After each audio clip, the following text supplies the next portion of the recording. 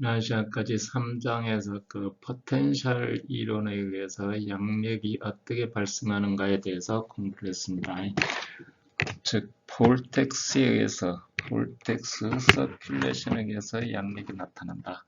볼텍스라는 것은 우리가 포텐셜 이론으로 배우지만 사실은 점성 유체의 특성을 볼텍스로 표현해서 싱귤러 포인트로 잡아준 거예요. 그래서 그 싱귤러 포인트에 의해서 볼텍스에서 양력이 발생한다. 그래서 코타-주kov스키 시어리에서 양력은 리꼬르 밀도 곱하기 속도 곱하기 서큘레이션 크기.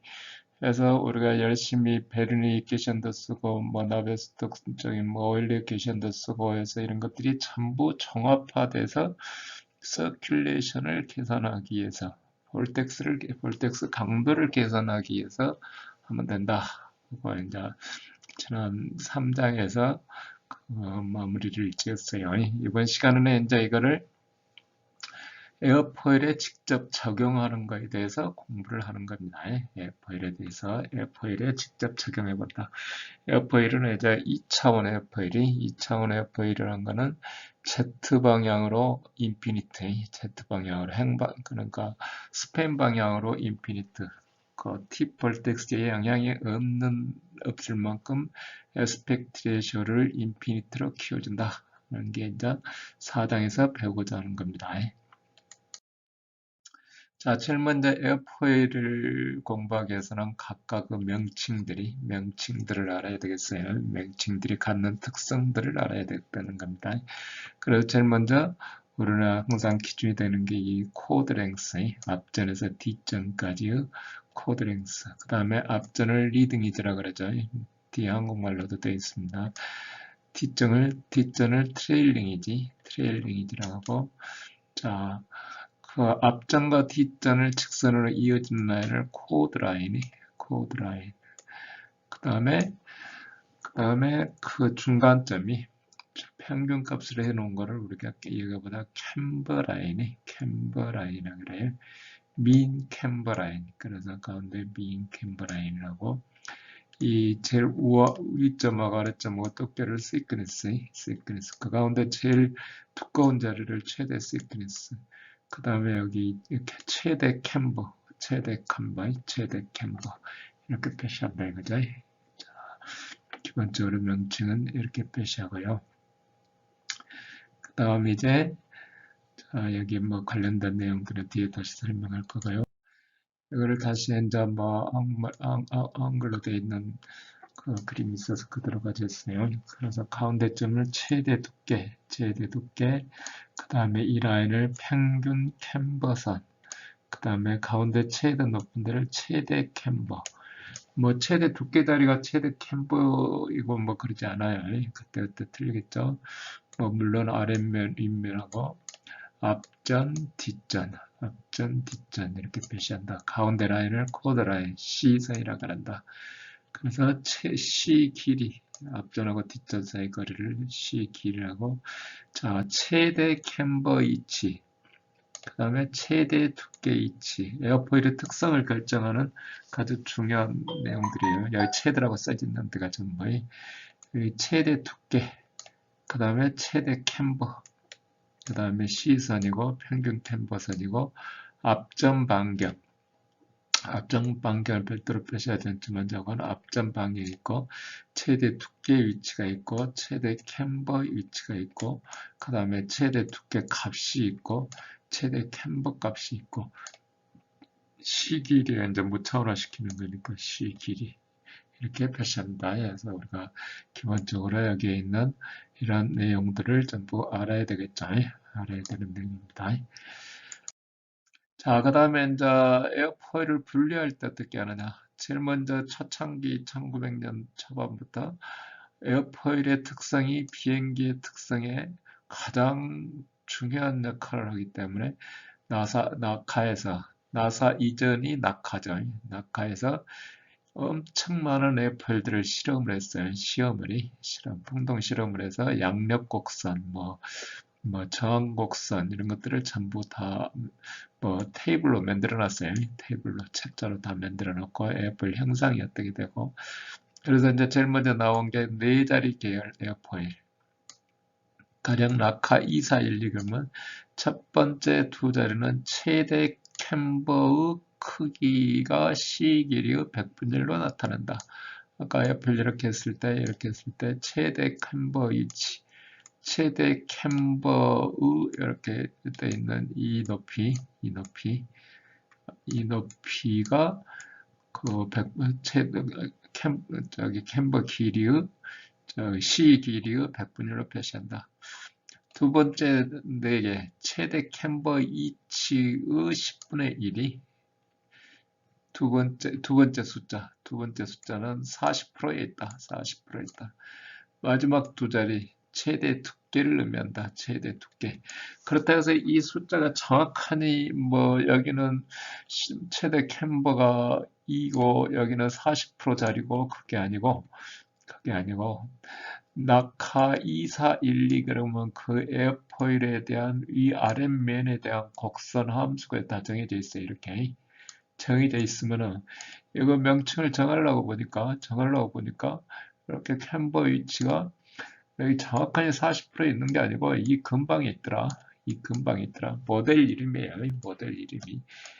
이게 이 모델 남바에서 이 형상이 결정된 게 아니고 이 형상에서 대표적으로 이름을 써놓는다. 그렇다 해서 낙하 2413 있고 2414 있고 2415 있고 그거 아니고 낙하에서 설계에서 설계에서 여러 가지 실험해갖고 대표적인 특성을 갖는 거를 뽑아놨겠죠.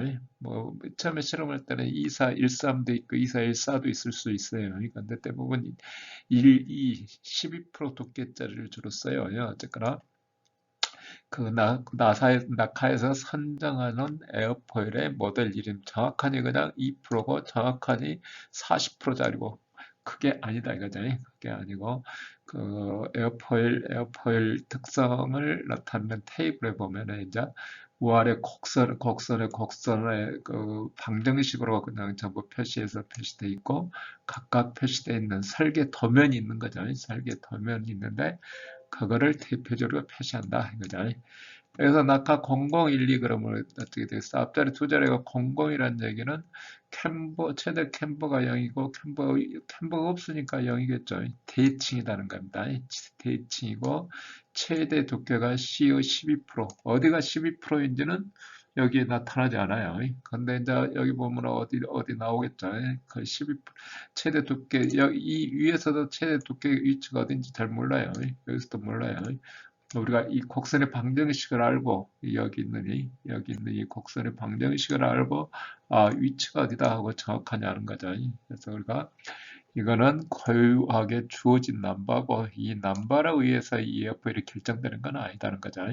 그래서 낙하 0013, 뭐 14, 뭐 11 그런 건 없어요. 그런 모델은 없고 우리가 이제 그렇게 모델을 만들어서 쓸 수는 있어요. 쓸 수는 있는데 자, 그래서 이제 낙하에서 대표적으로 해놓은 모델들. 그럼 뭐 양력 곡선이 어떻게 되는지 이렇게 뒤쪽에서 그림 나오겠지만 저항 곡선이 어떻게 되는지 이런 것들을 전부 데이터로 만들어 놨으니까 우리가 항공기를 설계할 때는 같이 갖다 쓰면 된다 이거죠. 같이 갖다 쓰면 된다는 겁니다. 그 에어포일을 이제 4자리 숫자라 가지고 전부 표기를 하다 보니까 이게 좀 이제 한계가 넘어서서 5자리 표현을 이제 도입했어요. 5자리 표현. 뭐 몇십 년 전 에어포일을 열심히 분석해서 여러 군데 성능을 테스트해서 써보니 이게 뭐 추가로 더 필요한데 앞에 치를 다 지우고 하자니 그럴 수는 없잖아요. 앞에 시리즈가 있으니까 앞에 시리즈는 그대로 쓰고 추가되는 내용들에 대해서 다시 표시한다. 그래서 이제 5자리입니다. 그래서 첫 번째 숫자 2라는 숫자는 설계 양립계수 첫 번째 수에다가 0.1 곱하고 2분의 3을 곱한다. 근데 이 값이 뭐냐면 최대 캠버의 C길이랑 100분의 1과 거의 같다. 그래서 이인 경우는 최대 캠버 C길이의 2%에 해당한다. 이거죠. 2%에 해당한다. 자, 그 다음에 두 번째 숫자하고 세 번째 30이라는 숫자는 최대 캠버의 위치를 표시한다. 최대 캠버 위치를 C 길이에 대한 50분율이 100분율로 해가지고 한 자리로 하니까 10단위로 이렇게 돼 있었잖아요. 근데 캔버라는 게 50보다 뒤에 있을 수는 없어요. 이게 캔버가 50보다 앞에 있어야 되니까. 그러니까 당연히 좀 더 정밀하게 표시할 수가 있는 거죠. 정밀하게 표시할 수가 있다. 30이면은 최대 캔버 위치가 15% 있다. 마지막 두 자리는 여전히 두께다. 그러니까 두께는 가장 중요한 거니까. 두께는 가장 중요한 거니까. 그래서 5자리 시리즈를 도입했다 이거죠. 이어서 마찬가지로 이번에는 이제 6자리가 아니라 6자리 계열. 6자리는 이 앞에 6자리, 6자리가 아니고 6자리 계열인 것 같아요. 근데 6자리 되게 여기 쓸 때 이렇게 돼 있거든요. 그러니까 첫 자리 계열 번호 6 시리즈. 두 번째 번호 최대 속도점, 가장 낮은 점. 주로 이제 이거는 초음속 계통 뭐 그런 거에 표현할 때요. 그러니까 이제 항공기 속도가 이제 계속 변하면서 거기에 맞춰서 이제 새로운 에어포일들을 개발하다 보니까 번호 쓰는 방법이 틀려지는 거죠. 최대 속도, 압력이 가장 낮은 점, 3이면은 최대 속도점 위치가 0.3에 있다. 최대 속도점은 3에 있다. 하이픈 다음에 첫 자리는 설계 양력 계수 바로거나 뭐 0.2다. 2 곱하기 0.1이 마지막 두 자리 그 최대 두께 그래서 이렇게 표시한다. 그러면 우리가 이 읽는 방법을 뭐 우리가 뭐 항공기 뭐 하면은 뭐 항상 외우고 있을 수는 없고 저건 우리가 공부할 때라도 이거를 알고 있어야죠. 그래서 뭐 다음 학기는 모르더라도 이번 학기는 알아야 시험도 보고 나중에 뭐 몇 년 있다가 항공의 날개 뭐 아마 그렇지 뭐 여러 종류 읽는 방법이 있지 그걸 책을 찾아봐야지 하고 하는 겁니다. 그러면 이제 낙하에만 이런 시리즈가 있나? 그게 아니고 뭐 미국에서 전부 개발해서 분석해서 뭐 러시아 주고 중국 주고 유럽 주고 그게 아니기 때문에 각 나라별로 각각 하는 거예요. 유럽 같으면 오네라 에어포일 해가지고 이제 유럽 같으면 이제 나 카츠도 많이 갖다 쓰겠죠. 오네라 에어포일 뭐 이런 거 쓸 테고 뭐 러시아나 중국은 또 자기 나름대로 시리즈를 따로 쓰죠. 우리 볼트너트 할 때도 전부 다 각각 틀리잖아요. 뭐 중국 같은 경우는 뭐 볼트를 써도 이쪽 북경에서 뭐 발사체에 쓰는 볼트하고 저기 그 상해에도 발사체 공장이 있어요. 거기서 쓰는 볼트하고 다 틀려요. 엔진도 다 틀고 전혀 틀리게 개발을 한다 그래요. 아마 한 군데가 문 닫아도 한 군데가 어디 뭐 공격받아서 문 닫아도 다른 쪽에서는 아무 영향을 받지 않도록 그러니까 하청회사 부품 만드는데 부품은 어차피 거기는 하청회사가 찍는 게 아니라 그 자체에서 그 단지 안에서 다 만드니까 그래서 그것이 자, 이 날개도 항공기 날개도 중국, 러시아, 유럽 그 다음에 미국 우리는 이제 미국 기준으로 하니까 이렇게 쓰는데 쓰는 방법은 이렇게 해서 낙하에서 일찍 개발해놓은 많은 에어포일들에 대한 데이터북을 가지고 그걸 가지고 공부를 한다. 뭐 우리 개발할 때 사용한다 이거죠. 개발할 때 사용이 되는 겁니다. 자, 그러면 이제 전반적인 에어포일의 특성은 어떻게 되느냐? 제일 중요한 거는 양력하고 항력이죠. 제일 중요한 건 양력. 제일 먼저 여기서처럼 거의 선형적으로 이렇게 변합니다. 받음각에 대해서 CL은 뭐 제로 양력 받음각 캠버가 있으면은 제로 양력 받음각이 아래로 가요. 마이너스 각으로. 그러니까 베니어판을 휘어가지고 이렇게 들고 뛰면은 뭐 수평으로 놓고 가면 또 올라가요. 그러니까 더 앞쪽으로 기울여 베니어판을 이렇게 하고 들고 가야 그 제대로 여기 뭐 거의 양력이 제로가 된다 이거죠. 제로 양력 계수고 거의 순항량에서는 리니어하게 변해요. 이 특성이 이 기울기가 리프트 스로프의 양력 계수 변화율 받음각에 대한 양력 계수 변화예요. 그 다음에 이제 최대 양력을 받게 되겠죠. 여기서 이제 실속이라 그러죠. 실속 스톱. 어떤 현상이나 여기 뒤에 이제 이렇게 세퍼레이션이 있는 거죠. 이렇게 있으면 세퍼레이션이 있나서 여기 압력이 높아져서 볼륨은 더 낮아져야 되는데 높아져서 이런 양력 값을 줄여주는 거죠. 양력 값을 줄여주니까 더 낮아야 되는데 높아져서 이런 스톨이 난다. 박리가 있나면 이제 우리는 항공역학 시간에서 비점성 비압축성에서 아이디얼 프로이기 때문에 점성이 고려된 이런 유동 영역은 계산할 수가 없죠. 우리가 공부하는 영역은 이 영역입니다. 이 영역 순항 상태. 그래서 실속 파동각이 증가함에 따라서 양력 증가율을 감소하고 최대 양력을 나타내는 후 양력은 급속히 감소하게 된다. 그래서 이제 박리가 있다는 영역이. 그래서 이제 모든 에어포일 특성은 저거 기울기 이렇게 돼 있어요. 이 기울기가 0점이 어디가 됐든 항상 에어포일은 그냥 이런 기울기, 이 기울기가 그냥 2파입니다. 2파이, 그냥 2파이보다 더 적어요. 물론 아이디어라고 했을 때 이제 우리는 2파이 값을 계산하는 게 이번 섹션의 챕터 4의 목적입니다. 기울기를 계산해내는 게. 자, 실속이라는 것은 에어포일 인면을 따라 흐르는 유동이 표면에서 분리돼서 날개 이후 유동을 매우 복잡하게 하고 후류 두께를 증가시키고 인면에 낮은 압력을 유지하지 못하기 때문에 양력이 적어지고 항력이 증가한다. 에어포일을 이렇게 했으면 여기가 낮아져야 되는데 여기가 압력이 높기 때문에 본래 아이디어라니까 뭐나 압력이 뚝 계속 이렇게 내려가야 되는데 그렇지 못해서 여기가 저항으로 이렇게 작용한다. 그죠? 저항으로 작용한다. 그래서 양력 계수 곡선에서 가장 중요한 변수들은 최대 양력 계수가 얼마인지. 왜냐하면 CLmax지. 실속이 있나라의 직전 최대 양력이. 이건 뭐냐면 최대 양력 계수는 이륙할 때나 착륙할 때 우리가 착륙 거리 계산하고 이륙 거리 계산을 하면 어떤 속도에서 최대 양력 계수 상태로 프랩을 확 접어가지고 이렇게 올라가겠죠. 이렇게. 그러니까 이륙 곡선이 이륙 거리, 활주로 길이. 또 반대로 내려오려면 최대 양력 해갖고 4분위. 그러니까 속도를 늦추고 내려야 되겠죠. 자, 실속 받은가, 그때 실속 받은가, 실속 받은가, 그 다음에 영양력 받은가. 받은각이 0보다 작을 때 양력 계수가 0인 자리. 캠버가 있으면 마이너스를 이렇게 내도록 되어 있어요. 여기 CL 알파 L은 이꼬르 제로. 알파 L은 이꼬르 제로. 이 받은각. 이 점 알면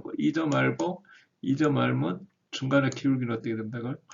그냥 2파이에서 대충 이렇게 내려간다. 그럼 우리 항공기 설계할 때는 우리 일단은 순항 상태에서 설계를 하는 거예요. 순항 상태, 받은각 5도를 순항 속도 받은각이라고 하면 거기 기준에 맞춰서 양력 계수를 해서 전체 설계를 하고 그 다음에 이제 비행 특성 여러 가지 특성을 따지기 위해서는 박리 실속각 이런 거에 여기 활주로 길이 계산하고 항공기 설계할 때 그러면은 어느 활주로에서 뜰 수 있는가, 활주 거리가 얼마인가, 그런 거 계산을 하면 이제 CLmax 값도 알아야 되고, 이런 값들을 알게 되는 거죠. 어쨌거나, 여기 알파 L은 니꼬로 제로값 중요하고, CLmax 값 중요하고, 받은 값 중요하고, 그걸 대충 이렇게 그거도 아무 문제가 없다. 이거잖아요. 자, 이론적인 해석에서는 비점성 비압축성 유동이므로 에어포일에 적용하는 항력과 최대 양력 계수는 비점성 이론으로는 해석할 수 없다. 당연히 해석할 수 없잖아요. 여기서 이렇게 비점성이니까 계속 올라가도록 돼 있어요. 그래서 이런 양력 계수 특성을 한다. 자, 양력성 기울기가 영양력 받음각을 구하는 방법. 이게 이제 하는 게 이제 우리가 이번 시간에 하고자 하는 거예요. 이번 챕터에서. 그 다음에 형상항력이라는 거는 점성 마찰 항력하고 압력 항력, 그렇게 형상에 의해서 결정되는 거 아니에요. 형상항력 외에 또 뭐가 있느냐? 유도 항력이 있어요. 그래서 이제 여기는 이제 점성 마찰 항력을 우리가 비점성 유동으로 계산하니까 계산할 수가 없죠. 그래서 압력 항력은 어느 정도 포함되겠지만 점성 마찰 항력은 안 되기 때문에 형상 항력은 잘 모르고, 그 다음에 유도항력이라는 게 있어요. 유도항력. 그래서 이제 그 값을 우리가 챕터 4에서 이제 배우는 겁니다. 지금 이 시간은 이제 이 챕터 4에서 항공기 날개 특성에 대해서 공부하는 여러 가지 내용들을 종합적으로 지금 설명하고 있는 거예요. 종합적으로. 그 다음에 이제 항공기 날개 그러면 중요한 변수들이 앞전 모멘트, 에어포일 앞전을 기준으로 한 모멘트. 우리 이제 저기 그 2장에서인가요? 항공기 때 에어포일 전체 할 때 일단 이런 거 배웠죠? 예, 앞전에서 여기 XCP 값이 있고, 그러면 여기에 CM 리딩 이지가 어떻게 되고, 그 다음에 압력 중심이 어떻게 되고, 압력 중심이 XCP죠. XCP. 모멘트가 0이 되는 점이, 모멘트가 0이 되는 C선상. 양력이 하나로 집중된 점이, 집중된 점. 작용점이죠. 작용점. 파동각이 변하면 당연히 이동하죠. 그래서 거기를 피칭 모멘트 기준으로 하기 곤란하죠. 그래도 압력 중심은 아주 중요해요. 어차피 어디로 가든지 압력 중심점은 알도록 돼 있으니까. 그래서 리딩 이지를 기준으로 하든지 뭐 어떻게. 자, 항공기 이렇게 있으면 날개 있고 메인 날개 있고 뒷날개 있고 꼬리 날개 뭐 수직 날개 이렇게 있을 거 아니에요. 그러면은 각각의 공력이 작용하는 위치에 따라서 여기는 앞전 기준으로 이제 3차원이니까 3차원 기준선에 대해서 여기 기준으로 또는 여기 기준으로 해서 모든 양력이나 항력을 다 합해줘야 되는 거죠. 자, 그 다음에 이제 공력 중심. 공력 중심으로 받음각이 변하더라도 피칭 모멘트 값이 변하지 않는 점이 0인 점이 아니고 변하지 않는 점, 변하지 않는 점이 우리는 암석에서는 무조건 코드 랭스의 4분의 1이에요. 코드 랭스의 4분의 1. 4분의 1점이 우리가 그 양력 계수, 피칭 모멘트가 변하지 않는 점이더라. 뭐 CP점은 어디 있는지 몰라요. 여기 압력 중심의 XCP점은 어디 있는지 몰라요. 그런데 공력 중심점은 XAC라고 표시하죠. 그러면 4분의 C점에 위치한다. 그래서 우리가 그 잘 나르는 잠자리 날개를 분석해 보면 잠자리 날개를 참 요즘 가을철이니까 잠자리가 어디서 죽어 있을지도 몰라요. 한번 찾아갖고 여기 가운데 축 길이가 어디쯤 있는가 이거 이렇게 됐잖아요. 잠자리가 이게 나무 이파리처럼이 이렇게 되면 이게 진짜 4분의 1인지 내가 지금 한 번도 재보지 못했어요. 재보지 못했는데 잠자리 날개 그렇다고 뭐 비둘기 잡아 저기 뭐죠? 우리 제비를 잡아서 오기는 좀 그렇고 저건 일반 잘 나르는 새는 여기 있고 닭처럼 못 나르는 애는 그냥 이거 보면 어떻게 돼 있어요? 닭날개 보면 그냥 저기 앞쪽에 뼈가 먼저 이렇게 쪼르르 있잖아요. 가운데 축이 있고 이쪽으로 뒤쪽으로 이렇게 있잖아요. 그러니까 자 이렇게 앞쪽에 있으면 못 날라요. 왜냐하면 이 토크가 4분의 C점 모멘트 일정하다 했잖아요. 조정하기가 쉽죠. 자기가 일정 모멘트 좀 일정 뭐 항상 잡고 있는 힘이 똑같은데 앞쪽 기준으로 여기를 잡으려면 나를 때마다 균형을 맞추려면 힘을 토크를 세게 줬다 약하게 줬다 계속 변해야 되잖아요. 근데 4분의 C점이 있으면 일정한 토크만 주면 항상 유지할 수가 있다.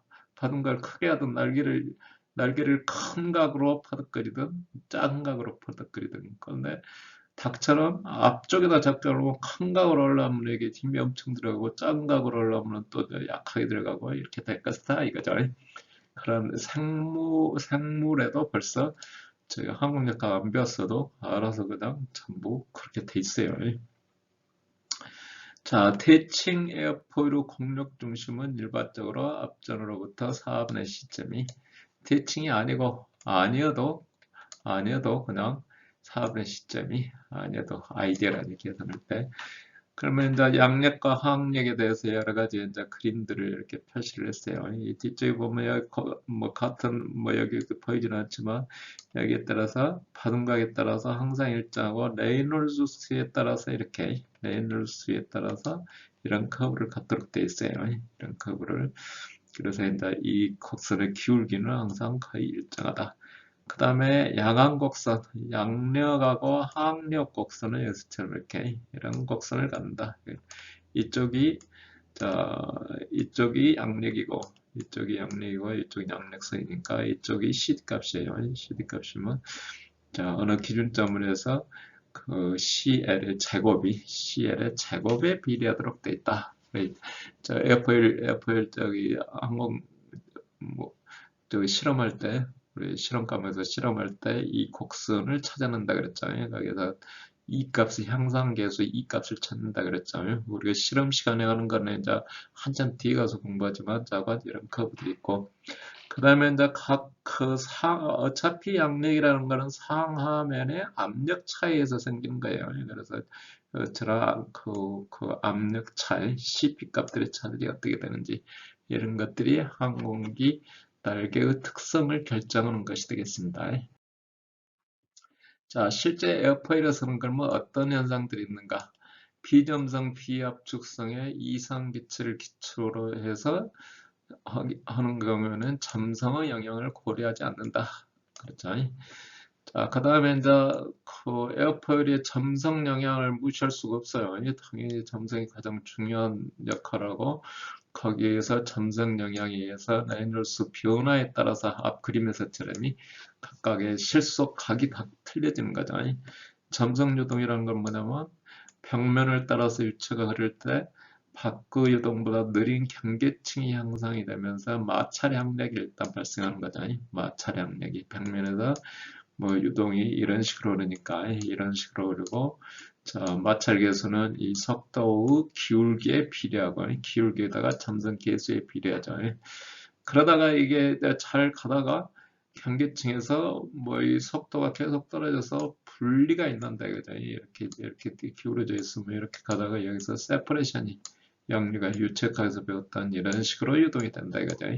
그러면 이제 여기가 유동이 복잡해지면서 예측할 수도 없지만 일단 압력이 높아요. 이 앞쪽보다는 뒤쪽이 높아요. 앞쪽 그래야 이게 박리가 난다 그랬잖아요. 앞쪽 그러니까 이쪽 압력보다 이쪽 뒤쪽이 높아야 이렇게 역류가 되면서 박리가 된다는 거죠. 그래서 여기는 더 내려가야 되는데 못 내려가고 있다.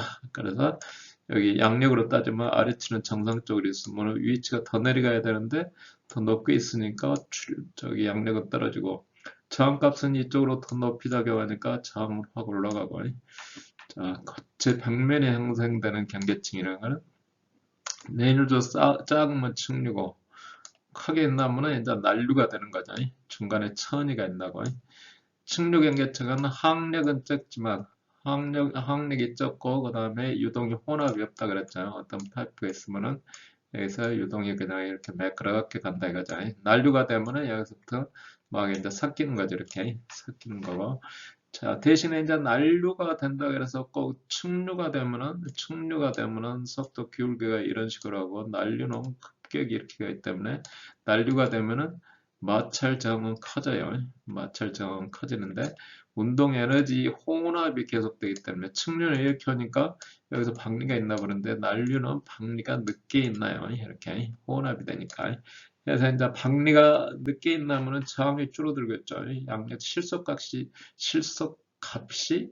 뭐 저기 받음각이 딱 커지는 거죠. 그래서 이제 에어포일 뒤에 저기 뭐 항공기 보면 이렇게 스포일러라고 여기 에어포일 위에 이렇게 중간에 이렇게 그 우리 비행기 타면 이렇게 퍽퍽 올라오는 거 있어요. 여기 전부 여기 그 난류 제너레이터예요. 난류 스포일러, 난류 제너레이터. 그러면 이게 세퍼레이션을 뒤로 연장시켜준다 이거죠. 난류 경계층은 속도 분포 기울기가 커서 마찰이 약해져 결함이 심하다. 경계층 내에서 유동 혼합이 매우 활발하게 일어난다. 여기 이제 경계층이 분리되는 모양을 보여주고 있죠. 이렇게 양류가 일어나는 모양을. 이런 그림 하나 찍기가 진짜 어렵겠네요. 이거 스모그 가지고 어떻게 찍었으면. 자, 경계층의 분리가 아주 항공기 날개에서는 아주 중요하게 되겠죠. 그래서 항공기 날개에서 압력이 증가할 경우 증가율이 커지면서 발생한다. 세퍼레이션이 일어나려면 뒤쪽 압력이 앞쪽보다 더 커야 된다 그랬죠. 이렇게 이런 현상이 돼야 되니까. 근데 이제 뒤쪽에서 다시 설명했지만 꼭 크다는 게 어떤 의미를 갖는지에 대해서는 좀 더 따져보도록 하겠습니다. 그래서 경계층 분리, 벽에서 떨어지는 현상, 분리 현상이 발생한다.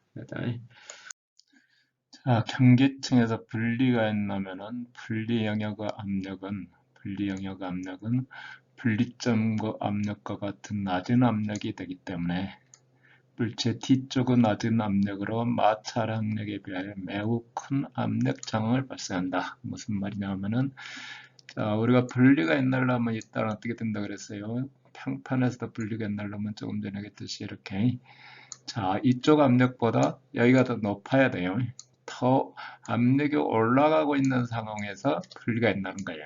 그럼 아까 여기 아래쪽 그림에 3장에서 배운 실인대 유동을 해놨는데 실인대 유동에 보면 이 앞전에서부터 시작해갖고 압력이 스태그네이션 포인트에서부터 계속 올라와서 최저값이 됐다가 계속 이렇게 해서 스태그네이션 포인트를 회복하도록 돼 있어요. 여기 리딩 에지에서 시작해갖고 쭈르륵 내려갖고 아이디어라니 뒤통수에 가서 유동이 흘러가서 이렇게 올라가서 다시 여기 P0가 되는 거예요. P0가 돼서 서로 상쇄되기 때문에 저항이 없다 그랬잖아요. 그래서 뒤쪽에 유동이 이제 이 상태로 이렇게 흘러가다 보니까 뒤쪽 압력이 높으니까 더 이상 못 가고 이제 박리가 있나서 뒤쪽 압력이 똑같이 되는 거예요. 이렇게. 그러니까 더 압력이 복구가 돼야 되는데 낮은 압력을 유지시킨다 이거지. 낮은 압력을 유지시킨다. 자, 박리가 일어나면 압력이 더 높게 회복돼야 되는데 그러지 못하고 박리점과 같은 낮은 압력으로 작용하니까 저항이 된다 이거지. 여기가 더 높은 압력이 돼야 되는데 저압이 돼서 이쪽에서는 P0로 밀고 여기서는 더 낮은 압력으로 하니까 이만큼 저항이 발생하는 거죠. 그래서 이쪽 뒤쪽에 발생한 거를 기저압력이라 그래요. 기저압력이라 그래서 가장 중요한 압력 저항에 해당해요. 그러니까 이 샘플 그림을 여기 가져왔는데 여기서처럼 이렇게 그러니까 그 라미날 프롬의 일찍 90대 이전에 박리가 있나고 전 영역이 D가 이렇게 돼버리는 거죠. 그러면 이만큼 회복을 해야 되는데 이만큼 회복을 못하니까 그만큼 저항으로 작용하는 거죠. 터블런스가 되면 이만큼 가서 여기서 이제 그 저항이 되는 거죠. 그래서 이만큼을 회복을 못한 거죠. 이만큼을 회복을 못해서 그만큼이 저항으로 작용한다. 그래서 우리가 여기 이제 그 압력 변화와 이 박리에 관해서 설명할 때 잘못하면 이 낮은 압력이라겠다, 높은 압력이라겠다, 막 그렇고 헷갈릴 수가 있어요. 근데 이제 저항 관점에서 보면 무조건 박리가 있느려면 압력이 더 올라가는 상황에서 박리가 있다는 거예요. 압력이 낮아지면 어떻게 돼요? 낮아지면 계속 앞쪽으로 가속해서 가니까 박리가 없어요. 박리가 없어요. 그러니까 이쪽에서 또는 유동이 속도가 느린 것들이 오면은 그걸 흡수해 온다든가 그러면은 마찬가지로 없어진다 이거잖아요. 없어지는 거다. 자, 그 다음에 근데 이거는 양력 관점에서 보면 에어포일의 경우 박리가 일어나면 양력 관점에서 보면 상면이 더 낮아질 수 있는 영역이 박리가 침범하여 양력을 감소한다. 그러니까 정상적으로 앞쪽에 있던 그 그림이에요. 그러니까 그래 여기 와서 확대를 해놨습니다. 앞쪽에 마이너스 2도 7도 여기까지는 됐고 최대 양력점에 거의 가까워오면은 이런 형태로 이게 그 까만 점이 아랫면이잖아요. 아랫면이고 하얀 점이 윗면이 그러면 하얀 점이 낮은 쪽이니까 마이너스잖아요. 그러면 이 적분한 이 면적이 양력에 해당하죠. 그러면 아랫면은 이제 거의 그대로 이제 크게 아랫면에서는 박리가 있다는 게 아니니까 그대로 이렇게 유지하면서 가죠. 유지하면서 가는데 상면에서 정상적으로 최대 양력을 갖기 위해서는 매끄럽게 이렇게 박리 없이 이렇게 가야 되는데 중간에 박리가 있나 보기 때문에 이렇게 가다가 여기서 이러는 건 아니에요.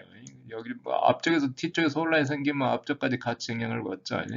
여기서부터 확 떨어져 갖고 이렇게 그러니까 오히려 이 부분에 대폭 손실이 있다 이거죠. 이 부분에 손실이 생겨서 이게 양력을 감소시킨다 이거죠. 어떻게 보면 이 부분만으로 보면은 이 자체로만 보면 어떻게 돼요?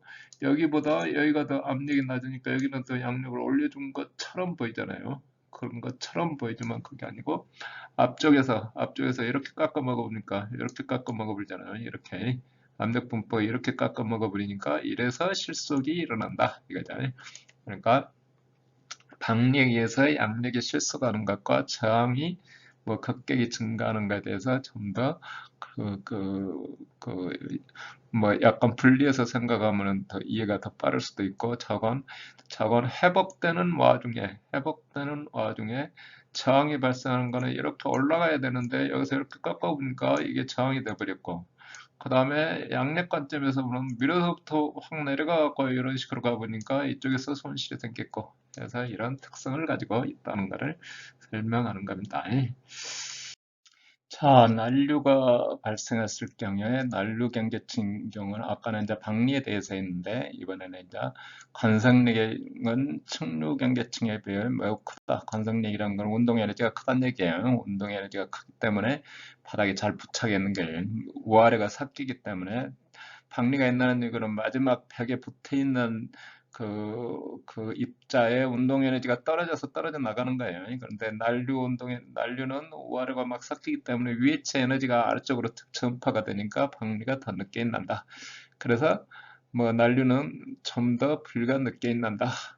자, 측류로부터 경계층 천이가 일어나 난류가 되면은 경계층이 다시 벽에 부착되는 경계층의 재부착 현상이 일어나기도 한다. 그러니까 측류에서 분리된 경계층이 측류에서 세퍼레이션이 됐다가 다시 거기서 난류로 바뀌면 다시 부착하기도 한다. 그래서 이제 표면이 매끈한 공보다 거친 공의 항력이 작은 이유는 표면의 거친 공이 주요 난립 경계층을 분리된 저항성이 크기 때문에 분리가 늦게 일어나고 분리 영역이 적어 압력 항력이 적기 때문이다. 여기서처럼 이렇게 하면은 뭐 측류일 때는 이만한 영역이고 날릴 때는 이만한 영역이고 그러니까 여기까지 입구까지 여기 포텐셜로 오는 게 아니라 앞에 뒷유동이 박리가 있나면 앞유동도 바로 영향을 받는 거예요. 그래서 이런 특성 때문에 저항이 줄어든다. 이거를 우리가 이제 뭐 문장이 뭐 이게 끊어지고 않고 뭐 계속 이어져서 그러는데 자관 그런 관점에서 이해를 하시면 되고요. 그래서 이제 골프볼을 이렇게 밋밋한 볼을 그냥 이렇게 때리면은 밋밋한 볼을 때리면 이렇게 박리가 이렇게 밀어서 이렇게 있나서 이런 형태가 되고 골프볼처럼 이렇게 세게 때리면은 자뭐 여기 딤플이 이렇게 있으면 여기서처럼 박리가 뒤로 넘어가다 이 저항곡선이 스무스한 경우는 레이놀스에 따라서 뭐 이런 저항 곡선을 갖는다. 스무스한 볼은 뭐 계속 상당히 높은 저항을 유지하다가 그 다음에 이렇게 떨어진다. 그리고 골프볼처럼 뭐 거칠면은 레이놀스에 따라서 이렇게 뭐 어느 단계 이상 되면 이렇게 뚝 떨어진다. 근데 스무스한 볼이 어느 한계 이르면은 이 정도 한계 이르면 스무스한 볼이 더 낫네요. 이렇게 저항 계수가 더 낫는 거예요. 탁구볼하고 골프볼하고 속도가 어떻게 되는지 모르겠는데 비교해보면 무슨 특성이 뭐 탁구볼은 이렇게 딤플 안 만들잖아요. 뭐 이 영역이면 이제 탁구볼이 더 셀까요? 그 계산을 안 해봐서 잘 모르겠는데 탁구볼 속도가 자관 우리가 난류 박리와 그 라미널 박리의 어떤 특성에 따른 이런 저항 특성을 가지고 있습니다. 그래서 뭐 오늘은 여기까지 하고 그다음에 그 점성 영향에 대해서 좀 더 다음 시간에 이어서 공부를 하도록 하겠습니다.